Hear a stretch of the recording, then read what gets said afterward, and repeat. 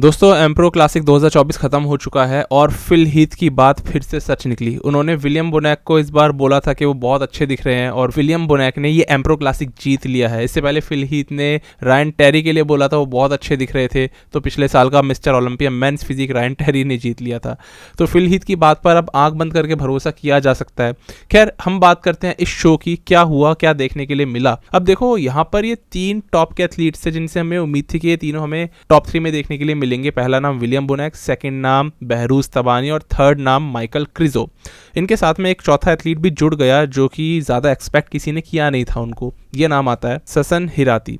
ससन हिराती से ही हम लोग शुरुआत करते हैं। इनकी फिजिक, ये काफ़ी एक नया नाम है, पहली बात तो बहुत कम लोगों ने सुना होगा। इनकी फिजिक काफ़ी ज़्यादा थी एक अच्छी शेप में और बहुत ज़्यादा बेस्ट ये अपनी लाइफ की फिजिक लेकर के आए थे। तो लगातार एक इंप्रूव करते हुए बॉडी बिल्डर है और इसीलिए स्टॉप कॉल आउट में इन्होंने अपनी जगह बनाई। ससन नो डाउट एक फुल और क्रिस्प फिजिक लेकर के आए थे। साइड चेस्ट पोज मेरे को इनका सबसे अच्छा लगा, इनसे ऊपर वाले टॉप 3 एथलीट से भी अच्छा। और ससन की फिजिक जो थी, ससन या ससान, इनकी फिजिक ओवरऑल एक शार्पनेस पकड़ रही थी। ग्लूट्स के अंदर भी, बैक के अंदर भी इनके शोल्डर्स बहुत ज़्यादा फाइबर वाले थे और ओवरऑल एक पसंद आने वाली इनकी फिजिक थी। खैर इनको यहाँ पर 4th प्लेसिंग मिलती है। 3rd प्लेसिंग से अगर हम लोग बात करें तो यहाँ पर ऐसा था दोस्तों, जब प्री जजिंग चल रहा था ना, तो माइकल क्रिजो और बहरूज तबानी में थे जजेस कंफ्यूज्ड। कैसे? विलियम बोनैक तो खड़े हुए थे डेड सेंटर में, उनको नहीं हिलाया गया। यहाँ पर कभी माइकल को बीच में ला करके विलियम से कंपेयर करवा रहे थे, कभी बहरूज को बीच में ला करके विलियम से कंपेयर करवा रहे थे। तो जजेस ये देख रहे थे कि 2nd प्लेसिंग पे कौन इनमें से आना चाहिए, क्योंकि 1st प्लेसिंग वाला तो उन्होंने कंफर्म कर दिया, एक ही जगह पर फिक्स करके खड़ा रखा उनको, और वो थे विलियम बोनैक। 2nd प्लेसिंग समझ नहीं आ रही थी। अब देखो यहाँ पर इस वाले शो में क्या हुआ ना, जो माइकल क्रिजो है आमतौर पे बहुत ज्यादा शार्प आते हैं। लास्ट ईयर हमने इनको इसी एम्प्रो क्लासिक में देखा था और ये बहुत ज्यादा रिब्ड आए थे। ये आते हैं रिब्ड, उतनी ज्यादा डेंसर इनकी फिजिक नहीं है, लेकिन ये हद से ज्यादा फुल भी दिखते हैं और रिब्ड भी दिखते हैं, मतलब पतली स्किन, बिल्कुल स्किन और मसल के बीच में पानी ना होना, ऐसी तो इनकी फिजिक रहती है।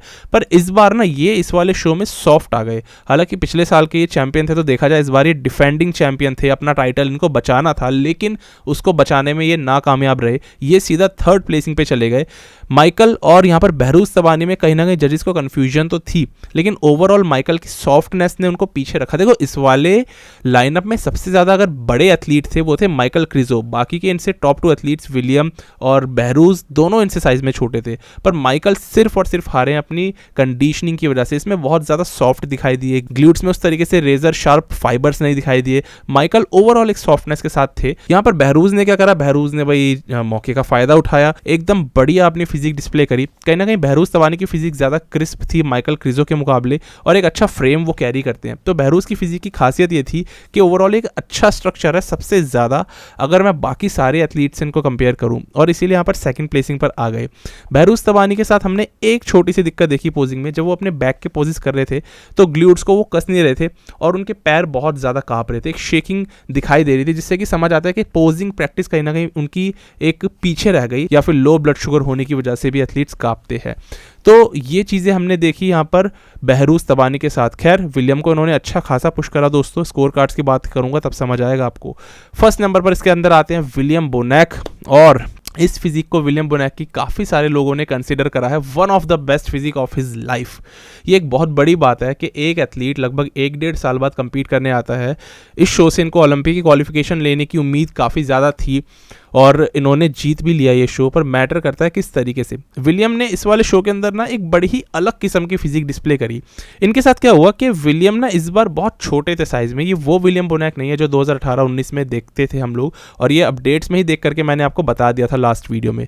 लेकिन विलियम आते हैं एब्सोल्युटली शार्प, एब्सोल्युटली ड्राई और बहुत ज़्यादा 3D फिजिक लेकर के जितनी ला सकते थे। देखो उन मसल्स के अंदर में वो बहुत ज़्यादा पॉप था, उन मसल्स के अंदर वो फुलनेस पूरी थी जितनी की चाहिए। प्रॉब्लम ये हुई कि मसल्स का साइज ही अब कम हो गया है पहले के मुकाबले। लेकिन ऐसा नहीं है कि विलियम कंडीशन नहीं आए थे या विलियम ने पीक नहीं करा था। इनके ग्लूट्स रेजर शार्प थे, इनकी बैक ज़बरदस्त फाइबर्स के साथ भरी हुई कंप्लीट बैक थी।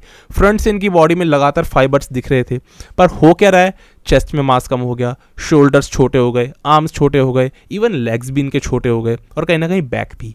तो इस वजह से विलियम का स्ट्रक्चर तो अब बिल्कुल ही अनप्रपोर्शनेट लगने लग गया, खासतौर से आज के बॉडी बिल्डिंग स्टैंडर्ड्स को देखते हुए। तो यहाँ पर फिर भी इन्होंने इस वाले शो को जीता बेस्ड ऑन हिज कंडीशनिंग। इनकी सबसे बेस्ट कंडीशनिंग थी, बिल्कुल पीछे ही कर दिया इन्होंने सारे एथलीट्स को, अपने आगे दबा दिया कंडीशनिंग के मामले में।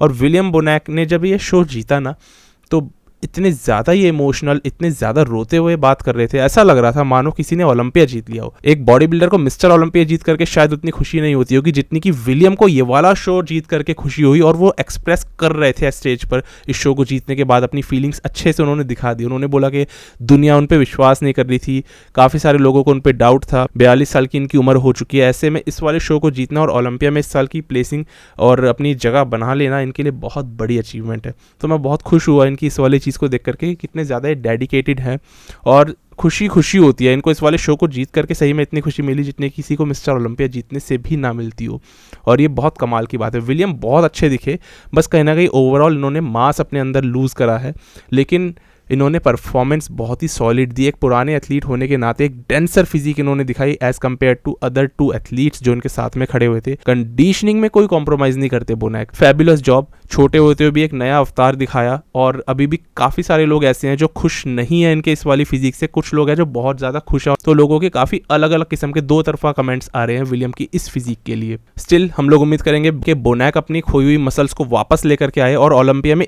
ठीक इसी कंडीशनिंग के साथ में अपने आप को दिखाएं। इनके बाद अगर हम बात करते हैं स्कोर कार्ड्स के, तो दोस्तों स्कोर कार्ड्स हमें क्लियरली अब दिखाने लग गए हैं कि स्ट्रक्चर को कितनी ज़्यादा जजेस अहमियत देते हैं। इस शो में आप ऐसा समझिए कि विलियम बोनैक हारते हारते बचे हैं। स्कोर कार्ड्स को देखें तो विलियम बोनैक को प्री जजिंग में मिलते हैं 4 पॉइंट्स और बहरूज को मिलते हैं 5 पॉइंट्स, यानी सिर्फ 1 पॉइंट से विलियम उनसे जीते हैं। फाइनल्स में भी यही स्कोर था, विलियम को 4 और बहरूज को 5। इससे समझ आता है कि जजेस को कहीं ना कहीं बहरूज की फिजिक काफ़ी ज़्यादा अच्छी दिख रही थी। कुल मिला के परफेक्ट स्कोरिंग तब मानी जाती अगर विलियम को मिलते 3 पॉइंट्स और बहरूज को मिलते 6 पॉइंट्स। तो कहीं ना कहीं विलियम को किसी एक जज ने 2 नंबर दिए हैं और कहीं ना कहीं बहरूज को किसी एक जज ने 2 की जगह 1 नंबर दिया है, फर्स्ट नंबर पे रखा है। तो इसलिए दोनों बिल्कुल ही क्लोज आ गए, और यहाँ पर क्लियर था कि माइकल क्रिजो को तो 9 नंबर जजेस ने दे दिए, यानी कि वो 3rd प्लेसिंग ही डिजर्व करते थे। जजेस के माइंड में पहले से ही क्लियर था, लेकिन इन दोनों में कहीं ना कहीं थोड़ी सी कन्फ्यूजन फिर भी थी, इवन तो विलियम डेड सेंटर में खड़े हुए थे। और ये सिर्फ इसलिए क्योंकि जो बोनैक का स्ट्रक्चर है मॉडर्न डे बॉडी बिल्डिंग इसको बिल्कुल फेवर नहीं करती है। तो इसके लिए या तो अभी हम मसल्स को अपनी ओर बढ़ा करके लाएं और ज़्यादा, तब स्ट्रीमलाइन शायद इनकी वेस्ट दिखे, लेकिन अब इतनी छोटी मसल्स हो गई है ना कि वो स्ट्रक्चर पहले से भी थोड़ा पुअर दिखने लग गया है। और इनके मुकाबले बहरूज तबानी का स्ट्रक्चर बहुत अच्छा है। देखते हैं विलियम बोनैक इस साल के ओलंपिया में थोड़ा मास गेन करके आ जाते हैं कि नहीं, वो आना ही पड़ेगा, नहीं तो इस फिजिक के साथ और इस कंडीशनिंग के साथ जजेस शायद इनको 10th प्लेसिंग पे भी डाल दे। इस शो की अगर लाइटनिंग की बात करी जाए तो लाइटिंग इसकी उतनी ज़्यादा अच्छी नहीं थी, पीछे से वो डिस्को लाइट्स पड़ रही थी, हार्श लाइट्स पड़ रही थी, इसलिए स्टेज पे एथलीट्स उतने ज़्यादा क्लियर नज़र नहीं आए। फुटेजेस क्लियर है भी कुछ और कुछ नहीं भी है, लेकिन ओवरऑल ये शो एक सक्सेस मैं बोलूँगा। बोनैक के लिए तो स्पेशली एक कमबैक करा और ज़बरदस्त तरीके से विक्ट्री अपनी हासिल करी। बहरूज के लिए भी ये शो बहुत ही एक सक्सेस साबित हुआ।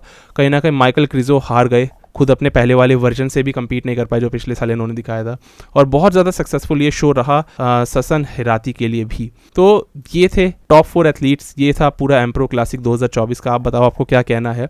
मुझे कहीं ना कहीं बहुत ज़्यादा एक्साइटमेंट थी विलियम के लिए और वो उन्होंने पूरी करी है, और मैं इनको बस बेहतर होते हुए देखना चाहता हूँ। जितने ज़्यादा इमोशनल इंसान आज हो गए हैं ना, मैं बहुत ही ज़्यादा इनकी इज़्ज़त करता हूँ। जहाँ से उठ करके आए हैं और जैसे आज ये हो गए हैं, ये बहुत ज़्यादा ड्रास्टिक डिफरेंस है। इनकी मैंने पूरी बायोग्राफी बनाई है, अगर आपने नहीं देखी चेक ज़रूर करना।